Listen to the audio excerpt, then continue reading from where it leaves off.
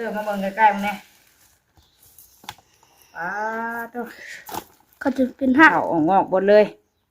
เอาไปวานหนึ่งเด่นวันนี้ดิ มึงเนี่ยท จะออกงอก ำมึงดูจนเป็นงอกเลยนี่ปลาลุงเลยเหยียบเบิดน่ะเอาออกแล้วสอบหนึ่งก็ได้แล้วพี่น้องเลย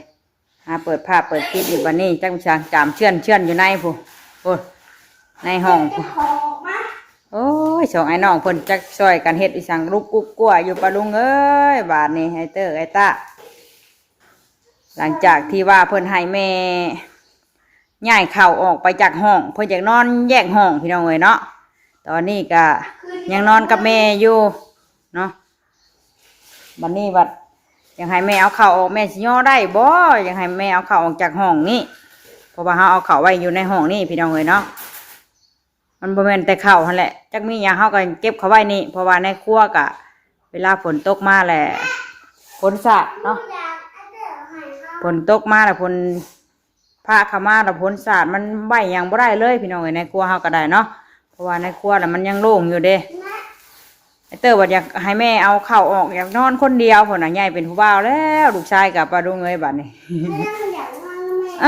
บ่ได้ต่างอยากนอนนำแม่อยู่ยันปุย เอาพี่น้องไอ้กับทักทายสบายดีเด้อพวกพ่อกันตอนเที่ยงเนาะมื้อนี้ก็เที่ยงนะบ่เบิ่งก่อนเที่ยงครึ่งแล้วพี่น้องเอ้ยไฟก็รับบาดนี้เนาะบรรยากาศก็ร้อนอบอ้าวพี่น้องเอ้ยไอ้เตอร์ก็โคนออกมาบ่จักแยงบ่จักอีสังของแม่หั่นได้เก็บเขาไว้หั่นเนาะกับข้าวกับอันสอบกระสอบข้าวหยังเฮาได้พี่น้องเอ้ยเข้าไปเบิ่งก่อนยังหลายปานใดบรรยากาศก็คือครึ้มฟ้าครึ้มฝนมาได้บาดนี้ได้พุ่นน่ะฝนสิตกบ่ด้วยแน่ใดตัวครึ้มมาได้พี่น้องเอ้ยไข่ดาวสิตกอีกแล้วเนาะหลังจากที่ว่าฝนตกมื้อนั้นก็ยังฮ้อนอ้าวอีกมื้อนี้ก็ยังบ่ตกอยู่แยงแม่ได้นี่เก็บไว้ดีๆจักหน่อยฮ้อนยามแก้วข้าวนี่บ่มีแยงไงนี่เอาสบายดีป้าลุงแน่โดยสบายดีเด้อปลาลุงโอ้ยเป็นผู้บ่าวแล้วอันสบายดีป้าลุงตัวนะเข้าไปยังนี่แม่หกทำไมหกแล้วดูแม่เก็บยังเข้าไปขออนุญาตพี่น้องเอ้ยเนาะหกเพื่อแน่เพราะว่ามันเป็นอีสังทุกสิ่งทุกอย่างที่เขาเก็บเข้ามาไว้เนาะเป็นกระตุกกระเต็นเป็นเครื่องตัดหญ้าเขาก็ได้เก็บเข้ามาไว้อยู่ในห้องนี้เพราะว่ามันบ่มีหม่องไว้เนาะอยู่ทางนอกพุ่นก็ได้จากเสื้อผ้าเก่าอย่างเขาก็เก็บเข้ามาไว้นี่กับกระสอบข้าวพี่น้องเอ้ยไอเตอร์ไปหายง่ายกับแม่ย่อบ่ได้ได้ลูกเอ้ยตะกี้ยังว่ามีผู้หามซอยเนาะพ่อหามซอยมันย่อบ่ได้แบบนี้ยังจักสอบบุเข่ากับพี่น้องเอ้ยนี่เบิดเลยแต่ยังได้บ่10-20สอบเดี๋ยวอันนี้ก็ได้อันนี้ก็เป็นเครื่องตัดหญ้าเครื่องตัดหญ้าของพอน้องเชื่อเพิ่นก็ยังบ่ได้เอาม้วนไว้เลยเปิดก็ดอกยังหมอมมุมนั่นนี่เนาะเปิดหน้าต่างก็พี่น้องเอ้ยทำแจ้งสว่างก่อนฝนสาดเข้ามาในเตยนั่นกระตุกน่ะเปียกเบิดโมเมนต์เข้าออกงอกเบิดละบ่นี่เปียกน้ำพี่น้องเอ้ยมึงเนี่ยเอาเข่ามาป้าวันนี้กับบ่ได้นั่นมันบ่ได้เข่ามาปัดมันเนาะเพราะว่ามันมีสังหลายอย่างฝนสาดเข้ามาแล้วมันจะเข่าเปียกบ่ได้จักเบิ่งเปิดมันก่อนยังลายกระสอบเติบมันสิย่อได้บ่ดุมันจะง่ายมุมพี่น้องเอ้ยเบิ่งหัน2 4 6 8 10 12 14 16 18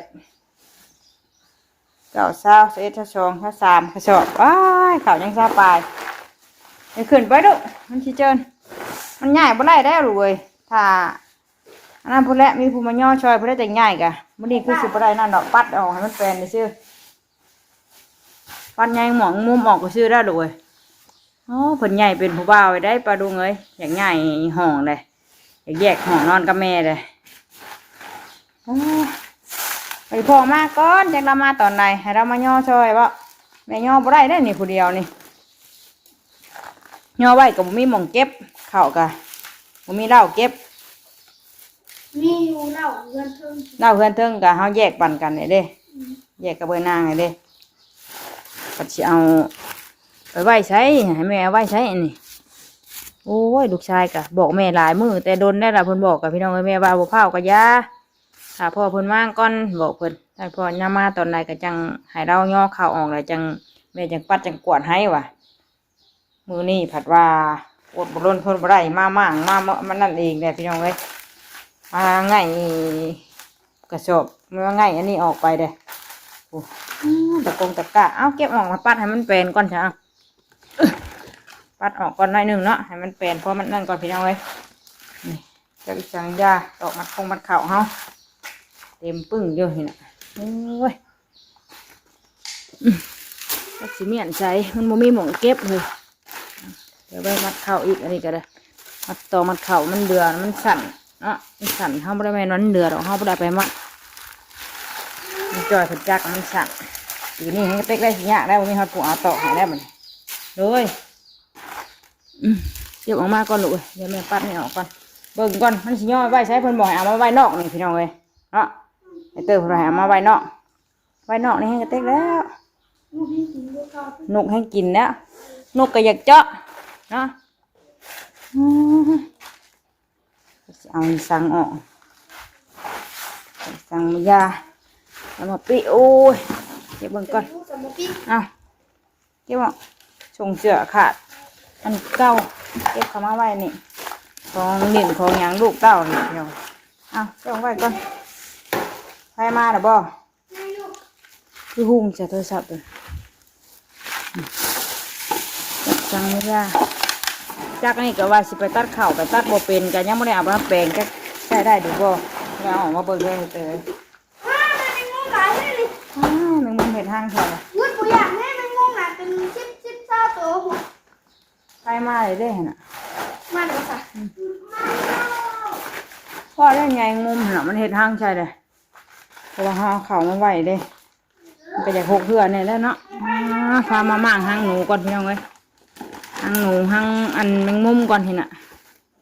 เพิ่งตัดหญ้าเขาออกมาดูออกได้ปะมันข้าวออกได้ปะเดี๋ยวแม่จะเอาไปแปลงมือเลยแปลงมาตัดหญ้าตัดเข่าอันเอาไปเข่าออกก่อน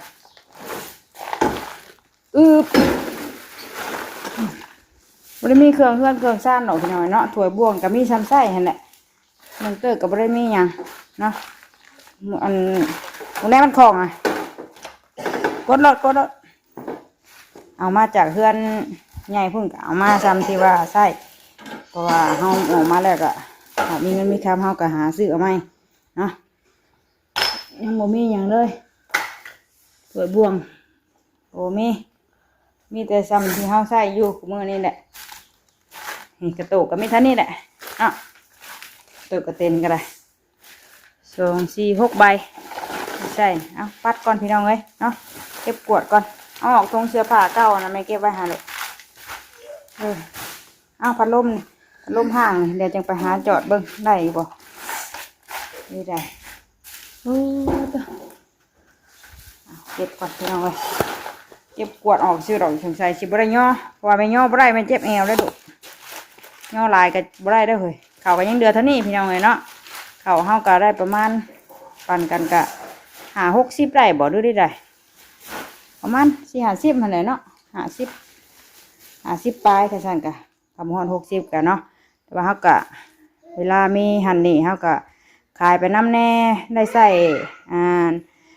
แบ่งใส่แน่อันเวลาเพิ่นเก็บหันเก็บนี่น้ำบ้านน้ำเมืองหันนะพี่น้องเลยเนาะลุงจ้อยเพิ่นก็ไปหาอยู่แต่ว่าบางที่บางเทื่อบางที่มันก็บ่ทวงบ่ทันเนาะเฮาก็ได้ย่อขายข้าวขายน้ำไปน้ำซื้ออยู่ซื้อกินให้ลูกให้เต้าเสียน้ำบ้านน้ำเมืองแน่แหละเนาะหลายอย่างเข้าได้นะมันเปียกแล้วจัดเอาออกก่อนได้ไหมปัดก่อนนะโอ้ยเขางอกเบิดแล้วหำเว้ยมึงแน่พี่โอ้ยน้ำพี่น้องเอ้ยฝนพระแล้วดูนับไปเห็นแม่อยู่บ่ไปดีพี่น้องเอ้ยตายเขางอกเบิดแล้วกัน เกี่ยนได้แฮะโอ้ยฝนพาเข้ามาเนาะเราเบิ่งมัน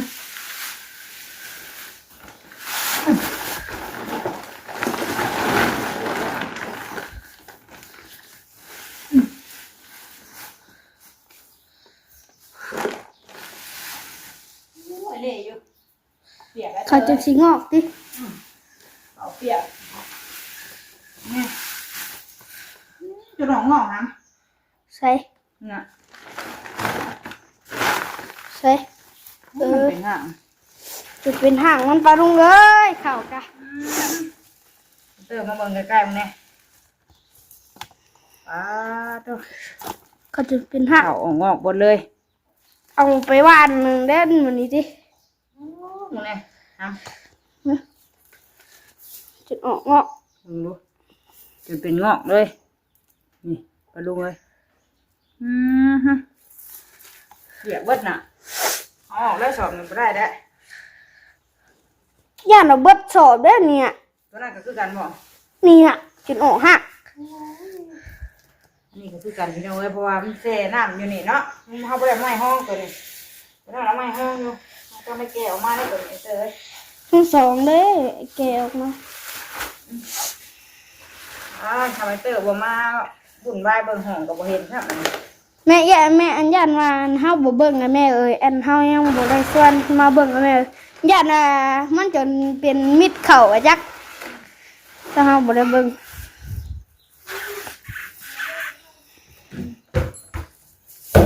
เข่าก็บักเวลานี่เฮีย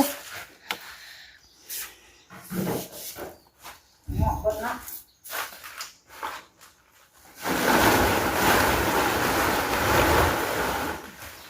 ไปหลังตะกี้นะให้ห้องอยู่ตะกี้มีเข่าอันนี้ครับเอาห้องละแต่ว่าเข่าเบิดแล้วเฮาจะเอาออกออกไปนอกนี่ก็เรียกว่าเอาหอกไปได้จัง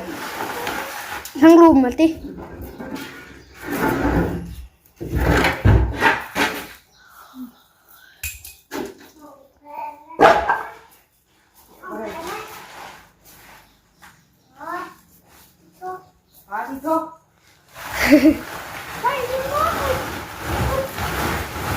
ถ้าเขาจะออกอันตาอันเขาจะออกหักไงตานะเขาจะออกหัก พ่อบ้านอยู่ที่น้องมาอยู่นี่ก็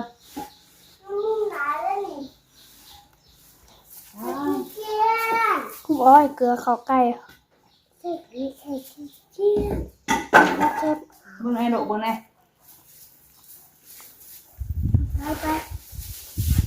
เอาบ่ได้นอนหรอกค่ะบ่ได้เพราะว่าเราต้องเอาเงาเข่าออกมันบ่เอาออกบ่ได้เลยมันมีของออกพอออกกะเวลานั่นมาน่ะก็เอาฝนตกมาน่ะก็เปียกไว้นี่แหละพี่น้อง ยังอ่ะแม่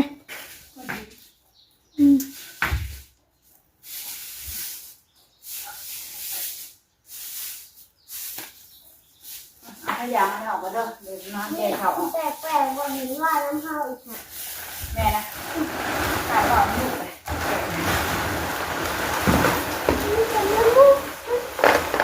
เหยียบมาให้แมงมุมมีหลายกะ แม่ชอบก่อนร้านมาก่อนแม่ค่ะห่มผ้าแพร่ชอบ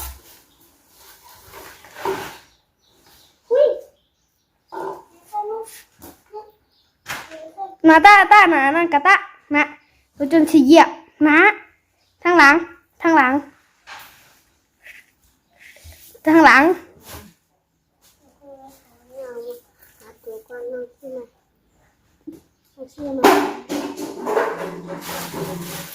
นี่ผ่านไหนอยู่ผ่านแดกสีขาวๆแต่ตัวใกล้สิเหยียบแล้ว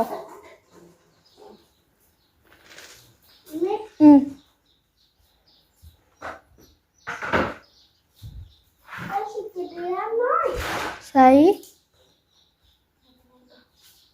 ตาเอาควายไปลูกไปควายมันกำลังตั้งยาเลยเด้อไปไหมออกแยกกันเลย มุมก่อนหายเตยแบบพ่อไปดูสิได้เข่าเด้เปียกเบิดนี่หอยเปียกมันน้ำเปะอยู่งอกเบิดพี่น้องเอ้ยเขาเน่าเบิดดูนี่จะเป็นงอกขึ้นมาเนี่ยดูผลชาติกับมาน้ำหน้าต่างแหละพี่น้องเอ้ยเนาะน้ำมันแน่น่ะอ้อในกระโตกไปดูตรงนี้นกเจาะหนูเจาะน่ะปวดบ่าเห็นตัวนี้กับพ่อตัวนี้เลยออกบุญเลยจนห่างมันจนนั่นปวดพูจนเป็นห่างออกมาเบิดโอ้ยนี่แท้เดี๋ยวจะเอาออกเบิ่งนอกคนกันเนาะยังมุมหลายพี่น้องเลยนี่โอ้ยนกเจาะเต็มยุงเนี่ยเพื่อนบ่ดื้ออันเถียงนาส้นนี่ซื้ออันนี้เพื่อนก็ได้สิว่าได้เพื่อนแมงมุมบ่ไอ้ตามโยจะเพื่อนแมงมุมจะเพื่อนคนแล้วลูกเอ้ยเอามาเนาะเดี๋ยวปัดให้มันอันนั้นก่อนให้มันแปดจังน้อยก่อนเดี๋ยวจังเบิ่งอันนี้มันออกบ่ได้เลย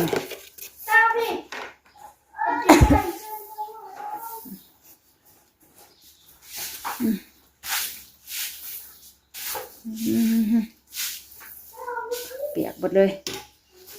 เดี๋ยวจะเปลี่ยนกระสอบเบิ่งก่อนตากไว้ให้มันแห้งก่อนเนาะเปียกคักกี่ดอกสอบนี่มันนอนน้ำไว้ตัวนี้มึงเนี่ยเปียกเลยค่ะนี่นกกระเจาะจนเป็นมดเป็นสอบบริปัดออกเลยอันน้ำมันนี่นะเอาออกมาเตอเอาออกมาจะออกไปรถปิดในปลั๊กไฟนะมันปลั๊กไฟเดี๋ยวปิดไว้เลยย่อบ่ใบเด้อเข่าไปเด้อได้จังนอนเด้อย่อไปได้ได้ไม่นักได้ไม่ง่ายเข่าออกไปเนาะเฮ้ยง่ายออกได้มีผู้ย่อซอยฮะง่ายก็โอ้ยปวดแล้วเอวนี่เจ็บเอวก็ได้มาพี่น้องเลยพัดให้ออกไป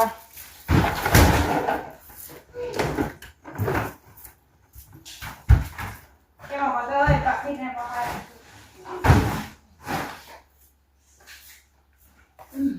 ปัดเนี่ยก็จะมาหาปัดยังมือ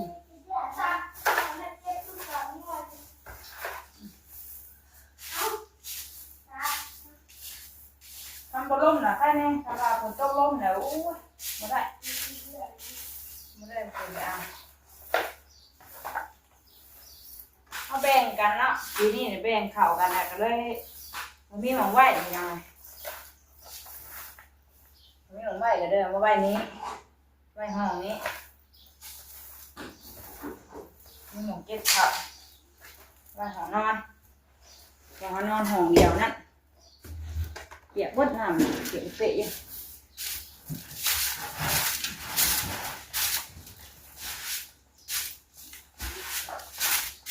ขึ้นเจ้ามือก็ยังมีหลายอย่าง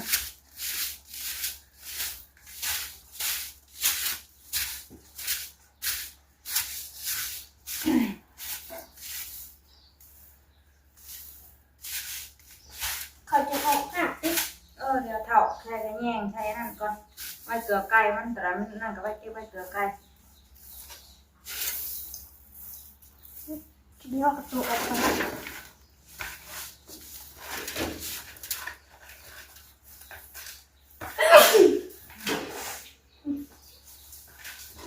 เช่นนี่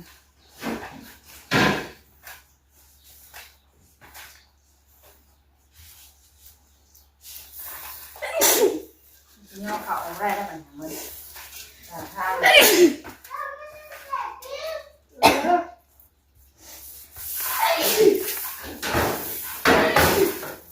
จามแน่น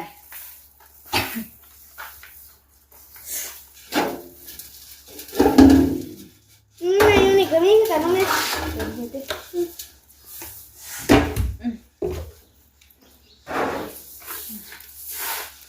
ยวให้ย่อเข่าออกไปเลยแม่ย่อเข่าออกไปเรียบร้อยเลย ย่อเข่ากับย่อตัวสามสอบตัวมันเปียกนี่แล้วตัวนั่นกับป้าหันแล้วเลยมันไปย่อไหวมันนักได้แม่เห็นไปจ้าทางไปจ้าทางออกไป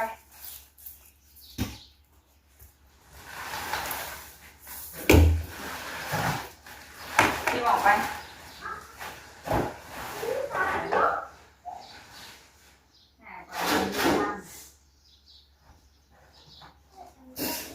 เดี๋ยวย่อเข่าที่ออกไปก่อนเนาะเดี๋ยวไปตากก่อนตากอีกมันแห้งค่ะมันบ่เป็นไดกินกับเฮากับไว้เกลือไก่เนาะความมันเสียหายแล้วจ้ะนักดีเลยแอมอันไหนเตยให้ย่อเบิด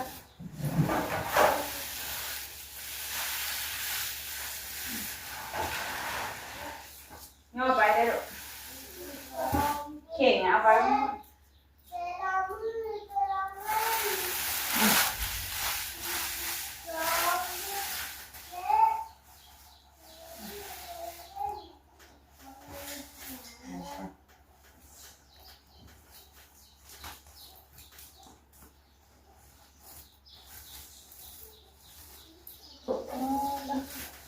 เน่าเบิดหนาเมื่อ